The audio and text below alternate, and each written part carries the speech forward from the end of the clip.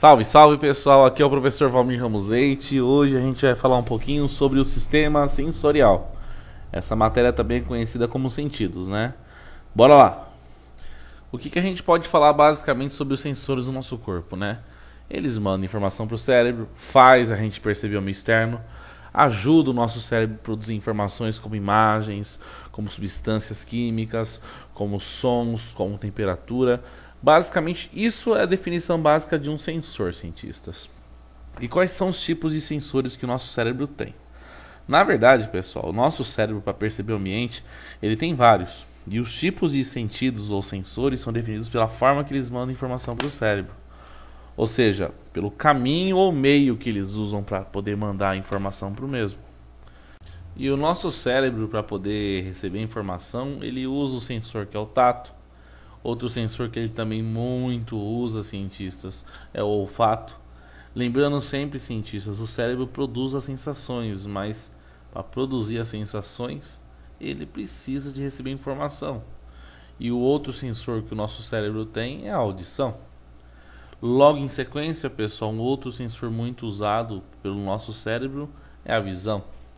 E por último de tudo, não menos importante, com certeza, o paladar. Esses são os 5 sensores que o nosso cérebro usa para perceber o meio ambiente. O primeiro deles, pessoal, é o tato. O tato é o sentido mais aguçado do corpo humano, pessoal. Para você ter uma noção, ele é ligado por todo o tecido epitelial, por dentro e por fora. Ou seja, se alguém tocar em você por dentro ou por fora, você vai sentir. Ele, com certeza, pessoal, com certeza é uma máquina que envia estímulos para o nosso cérebro. Ele é muito aguçado, né? Ele envia estímulo mecânico, estímulo de temperatura, estímulos de pressão. Ele envia vários estímulos diferentes, cientistas. E ele, com certeza, é um sentido que a gente usa muito, principalmente quando a gente dorme, né? Falando um pouquinho sobre os sensores do tato, o primeiro é o corpúsculo de Walter Patini, pessoal. Esse sensor ele serve para captar as vibrações. O corpúsculo de Meissner, ele fica na parte que não tem pelo, né? E ele pega qualquer sensação que você sente sem tocar. Os discos de Markov, que também é responsável aí por sentir a pressão, né? Quando alguém aperta a sua mão, alguma coisa tipo, é ele que envia a informação para o cérebro. Os terminais de Krauser, que detecta frio e calor, principalmente na ponta dos dedos. Os corpúsculos de Ruffini também, que são importantes, e eles detectam frio e calor, só que ele dá a sensação de frio e calor. Aqui um exemplo na imagem, um pedaço de uma pele, ou seja, tecido epitelial. Se você observar logo abaixo da pele tem os sensores aí do tato, né? Cada um deles faz uma coisinha importante. Sempre, cientistas, existem vários sensores do tato embaixo do nosso tecido epitelial. Cada um deles faz uma função, né? Não existe só um tipo de nervo que leva a vários tipos de informações, né? Até conectado mesmo, até no pelo mesmo, você tem sensores aí, né? Então, fica a dica para vocês. Observa com calma, pausa a imagem, olha com calma e vocês vão ver aí, sensor por sensor. Aqui é uma imagem um pouco mais legal, dá para você ver a glândula sudorípara, as veias, as artérias também. Mas o foco aqui, cientistas, é observar os sensores. Se você observar no canto superior direito da imagem, você vai ter os bulbos terminais de Krauser, que são nervos, né? E, cientistas, são nervos importantíssimos, né? Vale a pena ver também, se você observar essa imagem, você consegue ver o pelo, ou como o pelo é encaixado, a glândula sebácea, que produz os óleos do cabelo, a glândula sudorípara, que é esse caninho. Na verdade, os nervos são apenas uma coisa que acontece. Agora, pessoal, dá uma olhadinha aí que vale a pena ver essa animação que explica bem isso. Então, pessoal, agora falando um pouquinho sobre o tato, eu tenho uma animaçãozinha aqui que mostra bem, né? E antes da gente começar a falar do tato aí em si, vocês precisam saber que o principal órgão do tato é o tecido epitelial, né? É a pele, né? Grosseiramente falando. E se você observar bem a pele aí, ó, cada pedacinho de pele aí, de tecido epitelial, tem uma grande quantidade de nervos conectados embaixo dela. Uma coisa bem legal que vocês precisam saber também, né? Cada tipo de nervo é responsável por enviar um tipo de estímulo diferente. Um exemplo comum aqui, ó, o corpúsculo de Mesmer, né? Já que é ele responsável por enviar estímulo não tátil, né? Então toda vez que uma coisa vai chegar a tocar em você, você já sente. Outro exemplo, o corpúsculo de Walter Patty embaixo. É ele que é responsável por captar as vibrações. Então toda vez que você sente uma vibração, vai ser esse nervo que vai levar a informação para o cérebro. E logo do lado direito dele aí o corpúsculo de Ruffini, que é aquele nervo que é responsável por sentir a sensação de frio, né? São nervos importantes e cada um desses nervos está totalmente conectado ao nosso tecido epitelial, sendo importante para levar a informação até o sistema nervoso central, né? Lembrando sempre, existe uma ligação direta entre o sistema nervoso central e os sentidos, e o periférico também, que é o periférico que leva as informações, né? Toda vez que o nervo é estimulado, ele envia a informação e é o cérebro que interpreta tudo isso. Lembrando sempre, cientista, tudo isso é comunicação entre nervo periférico, sistema nervoso central e vice-versa. A ideia importante agora é você entender como funciona a comunicação do meio externo com o corpo. O olfato, pessoal, ele também é um sentido muito importante, ele é um sensor. E ele é responsável por fazer a gente pegar substâncias químicas dissolvidas no ar. Ele capta as informações e transporta ela para o cérebro. E quando o cérebro percebe o ambiente, percebe a informação, transforma aquilo que a gente conhece como cheiro. Os sensores encontrados no olfato, pessoal, são as células olfativas, né? São elas que captam as substâncias do ar, né? E também são elas que, quando captam a substância que a gente respira no ar, que manda para o nervo olfativo. E o nervo olfativo, pessoal, vai levar essas informações para o bulbo olfativo, que vai levar até o cérebro. Aqui é um esquema, se você observar bem, a parte de verde são as células olfativas, a parte aqui de amarela, observa bem que o ar entra, sobe, toca nela e o nervo olfativo leva a informação captada lá. Aqui é uma outra imagem também, se você observar bem em verde, mostra bem. Então, cientistas, falando um pouquinho agora sobre o olfato, o principal órgão do olfato é o nariz, né? E ele é importante aí, já que é pelo nariz que entra substâncias químicas misturadas no ar, né? E essas são detectadas pelo olfato. Como funciona? O ar entra pelo nariz, as células olfativas entram em contato com esse ar e com as partículas que estão nele. Depois que isso acontece, as células olfativas decodificam a informação e mandam essa informação pelo nervo olfativo. E essa informação chega até o cérebro e o cérebro acaba produzindo a sensação de sabor e cheiro nosso. Lembrando sempre, quanto mais partículas no ar, mais sensação de forte vai ser a de cheiro, pessoal. Começando agora o paladar, né? O paladar também é outro sensor que o nosso cérebro usa e ele é capaz de perceber as substâncias sólidas e líquidas, né? Geralmente, pessoal, ele detecta aquilo que a gente põe na boca, né? E depois disso ele manda informação para o cérebro que transforma em sabor. Quais são os sensores do paladar, pessoal? Primeiro são as papilas linguais, né, que ficam na língua. São elas que pegam a informação do alimento, assim como o tato, né? O nervo lingual que vai levar a informação até o tálamo e vai ser o tálamo que vai dizer para o cérebro. E o sabor que a gente sente, pessoal, é uma combinação perfeita entre olfato e paladar. Se você observar bem a imagem, dá para você ver as células, as papilas caliciformes, as estruturas encontradas na língua, né? Qual é o foco aqui? Você vê que a nossa língua inteira é um grande sensor, né? E o legal é que, como ela é um sensor, tem partes mais sensíveis e partes não. Aqui é um esquema do caminho da condução da informação do sabor até o cérebro. Nervo lingual leva até o tálamo e o tálamo leva a informação do gosto até o cérebro, né? É esse caminho que faz a informação quando a gente sente o gosto de uma substância. Lembrando sempre, cientistas, paladar e olfato são duas estruturas juntas. Quando você sente o gosto, é combinação de 80% da informação que entra pelo nariz e de 20% da informação que é captada pela língua. Tanto que se um dia você sentir gosto com o nariz tampado, você vai ver que é bem diferente, né? Quando você come algo com o nariz tampado, você não sente tanto sabor. Cientistas, agora falando um pouquinho sobre o paladar, o que a gente pode falar basicamente sobre o paladar, né? O órgão principal do paladar é a língua. E o porquê que é importante você saber isso? É na língua, cientistas, que vai estar as papilas linguais. As papilas linguais, cientistas, são sensores. E embaixo delas, se você olhar aí, ó, tem os meus nervos que conectam a papila lingual com o meu cérebro. São as papilas linguais, cientistas, que vão pegar as informações químicas dos alimentos que nós comemos e mandar para o cérebro.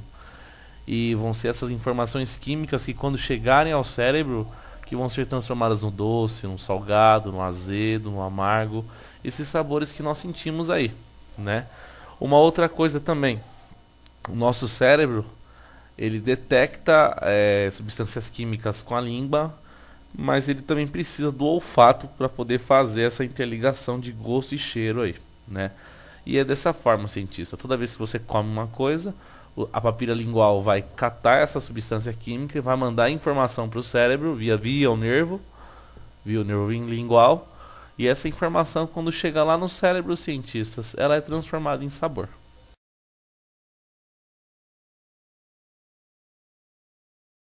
Falando agora um pouquinho sobre a audição, é um outro sensor também, só que ela é responsável por captar vibração, ao contrário dos outros, né, que a gente viu até agora. E dentro do nosso sistema auditivo vai ter estruturas para poder levar a informação até o cérebro, né? E quais são os componentes do ouvido, pessoal? Primeiro a gente tem a parte externa, né? Que é formada pela orelha e pelo meato acústico. O meato é a entrada do furo, pessoal. A parte média, que a gente vai ter a membrana timpânica, os 3 ossos e a tuba auditiva. E a parte interna, que a gente vai achar o nervo auditivo lá dentro, cientistas. Aqui é um exemplo, ó, ouvido externo, o canal auditivo, logo à frente a gente vai ter o tímpano, logo em seguida os 3 ossos do ouvido, a cóclea e logo na sequência o nervo auditivo. Aqui é uma imagem que mostra bem isso. Se você observar aqui onde é feito a cera dentro do ouvido. Aqui, cientistas, são outras imagens, né, que mostram o ouvido corretamente. Sobre a audição. Nesse ponto destacado, o lugar onde faz a cera do ouvido. Ela é responsável por capturar as vibrações do ar e direcionar ela para o nosso cérebro, que interpreta como som. E o que a gente pode falar um pouquinho sobre a audição, né? A nossa audição é formada pela orelha, né? A orelha tem esse formato côncavo para catar as vibrações do ar e direcionar para o canal auditivo. E lá na ponta do canal auditivo, cientistas, a gente vai ter a membrana timpânica, né? O famoso tímpano. Atrás da membrana timpânica, nós vamos ter a chave aí da nossa audição, né? Que são esses 3 pequenos ossinhos aí atrás dela, né? O primeiro é o martelo, o segundo é a bigorna e o terceiro é o estribo. Toda vez que a gente escuta um som, cientistas, o tímpano vai vibrar e esses ossos vão vibrar entre si, né? Se você observar bem o estribo lá na ponta, ele vai bater na cóclea e como a cóclea está cheia de água, esse líquido vai vibrar e vai estimular as células de lá de dentro da cóclea. E são essas células que vão mandar a informação para o nervo e o nosso cérebro, recebendo essa informação, vai transformar tudo em som, pessoal. É muito interessante observar isso.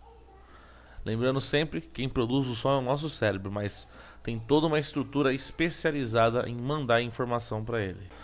Falando um pouquinho agora sobre a visão, cientistas, né? É o sentido que é responsável por pegar as informações luminosas e enviar até o cérebro, né?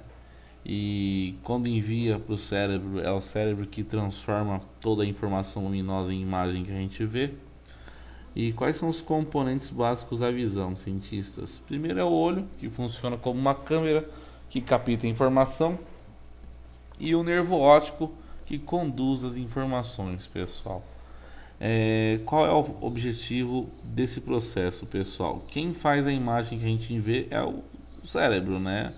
Mas quem capta as informações luminosas é o olho. E os tecidos, pessoal? O olho basicamente é formado pela córnea, que é a parte transparente, a esclerótica, que é o tecido branco, a coroide, que é o tecido com veias embaixo da esclerótica, e a retina, que é o que capta a imagem, né? Aqui, se vocês observarem bem, dá para ver com mais clareza a córnea, que é a parte transparente na frente do olho. Logo em seguida a esclerótica, que é aquela parte branquinha do olho. E embaixo dela a coroide, que é onde estão os vasos sanguíneos. E em seguida o nosso filme do olho, que é a retina. Aí, ó, o olho em outras estruturas, a pupila, que é a bolinha que abre e fecha, permitindo que a luz entre. a íris, que é a parte colorida, o cristalino, que é o que foca a imagem, dentro do olho, pessoal, é um líquido transparente, que é o humor vítreo, e atrás de tudo isso, o nervo óptico, que leva a informação para o olho. Falando agora sobre os sensores internos, pessoal, eles ficam na retina, né? E são dois tipos. Primeiro tipo de sensor são os cones, que detectam a luz colorida, né? Na verdade, temos o cone que faz isso, e os bastonetes, pessoal, que são células que detectam a ausência de luz, ou seja, o preto. Aqui é um videozinho mostrando isso, né? Agradecimentos à Franca Visão de oftalmologia. O objetivo desse vídeo, cientistas, é mostrar como funciona a visão. E qual é a ideia inicial, pessoal? Para entender a visão, você precisa entender a luz, né? E a luz, pessoal, ela é formada por fótons, né? São os fótons que levam a informação luminosa dos objetos que nós vemos durante o dia ou durante qualquer área iluminada, né? E o nosso olho, maravilhoso do jeito que ele é capaz de captar essas partículas de energia. A ideia é, a luz passa pela minha córnea, passou pela córnea, o cristalino vai focar ela e ela vai entrar dentro do olho, pessoal, e ela vai inserir, pessoal, naquela película que eu falei para vocês há pouco tempo, que é a retina. Olha a retina aí. Toda vez que um fóton é pego pela retina, as células aos cones e os bastonetes vão processar a luz e vão enviar essa luz, pessoal, para o nervo óptico. Todos os fótons que entram são captados pela retina, pessoal. Um outro detalhe, ó, todas as partículas captadas são mandadas pelo nervo óptico e são processadas lá atrás, pessoal, na região occipital do nosso cérebro. Lembrando sempre, cientistas, o olho capta a imagem, mas quem forma a imagem é o cérebro, né? E um detalhe legal, cientistas, o nosso cérebro é tão impressionante que com o auxílio de uma máquina linda que é o olho, ele consegue fazer a gente perceber esse mundo lindo e maravilhoso que a gente vê, né? Obrigado mais uma vez aí a nossa Franca Visão, que é a empresa que fez esse vídeo. Agradeço, ajudaram muito. Obrigado. Falando agora um pouquinho sobre os defeitos da visão, pessoal. E o que é um defeito na visão? É qualquer coisa que impede de você enxergar direito. E geralmente isso pode ser corrigido, pessoal, ou com lentes corretoras, ou, pessoal, com cirurgias aí, né?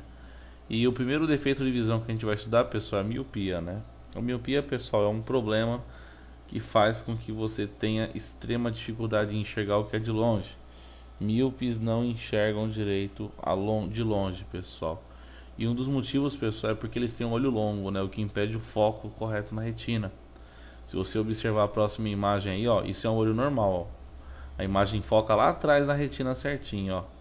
Agora, se você observar, pessoal, na próxima imagem, ó, o olho mais longo, a imagem foca antes de chegar na retina, tá vendo? Mas quando eu boto uma lente corretora, automaticamente a imagem volta a ser focada lá atrás. Se você observar aqui agora, ó, é a comparação entre uma visão normal e uma pessoa que tem miopia. Aqui, pessoal, é mais ou menos os olhos de um míope, né? A imagem de perto de um jeito e de longe de outra, né? Aqui, cientistas, também é outra imagem, é de perto de um jeito e de longe de outro. A hipermetropia, pessoal, ela é contrária à miopia, né? A hipermetropia, pessoal, é um problema gravíssimo que a pessoa tem em enxergar de perto, pessoal. A pessoa enxerga bem lá atrás, mas bem pertinho ela enxerga mal, pessoal. Ou seja, cientistas, o olho dela é curto, ao contrário da miopia, que o olho é longo. Se você observar bem aqui, ó, isso é um olho normal, a imagem foca certinha na retina. Um olho hipermetrópico, perdão, ele é mais curto e a imagem foca errado. Se você observar aqui a comparação entre o olho normal e o olho hipermetrópico, ó, é a mesma coisa, ó. Se você observar aqui, cientistas, ó, na hipermetropia o foco acontece lá atrás, né? Agora, quando eu boto a lente corretora, ó, a imagem foca no lugar certo. Aqui, cientistas, seria a visão de uma pessoa com hipermetropia. Enxerga mal de perto, mas bem de longe, né? Astigmatismo, pessoal, é um pouquinho diferente dos dois casos. O astigmatismo, pessoal, é uma imperfeição que a pessoa tem no olho, né? O olho não é reto, o olho não é correto, na verdade, né? O olho tem um monte de irregularidade, né? E isso influencia, pessoal, principalmente por causa da deformação do cristalino. Isso influencia cientistas muito na forma que a imagem é feita atrás do olho. Ou seja, pessoal, a imagem vai focar antes, depois você vai ter uma imagem distorcida, né? É um problema, pessoal, meio complicado, né? Já que não segue os parâmetros dos dois primeiros. Aqui, pessoal, a pessoa com a visão normal, o foco é lá atrás. Agora, se você observar o cristalino, ó, ele é irregular, ó. Aí, ó, você tem foco na frente, foco atrás, ó. Novamente aqui, ó, olho normal, aí vem, entra e foca lá certinho na retina. Agora a pessoa com astigmatismo, ó, ela vai ter vários focos, porque a luz vai ser distorcida e desregularizada, né? Aqui é um exemplo, pessoal, pessoa com astigmatismo, a pessoa normal com astigmatismo, ela não enxerga nem de perto nem de longe direito. Aqui, ó, uma pessoa normal e a pessoa com um alto grau de astigmatismo. A presbiopia, pessoal, é o mais comum de todos hoje no Brasil, que vem aumentando muito em casos, né? E ela é conhecida como vista cansada, pessoal. O que seria vista cansada, né? Você começar nos primeiros minutos a enxergar bem, e à medida que vai passando o tempo com o olho aberto, dando a enxergar mal. Por quê, pessoal? A musculatura que controla a largura do olho fica rígida ao longo do tempo, né? E como ela fica rígida, o olho acaba tendo dificuldade em focar a imagem, né? Ou seja, a pessoa não enxerga nem de perto nem de longe direito. Vista cansada é complicado, pessoal. Aqui é um esquema, ó, de vista cansada, ó, enxerga bem os pontos, no outros não. Ou começa enxergando tudo bem, depois de um certo tempo começa a enxergar mal. Se isso acontecer com vocês, tem que tomar cuidado. Aqui é uma outra imagem, ó, tá vendo? Ó? Começa enxergando bem e depois começa a focar mal a imagem aí, devido ao cansaço da musculatura rígida que controla o foco da imagem interna do olho. Aqui seria mais ou menos o foco da imagem em relação ao óculos. Observa bem, pessoal, a imagem começa de um jeito e termina de outro, né? Isso é presbiopia, pessoal. Cuidado aí para quem tem ela aí. Desde já agradeço, pessoal. Muito obrigado, tá? E para mais vídeos, inscreva no nosso canal, pessoal. Se cuidem, parceiros.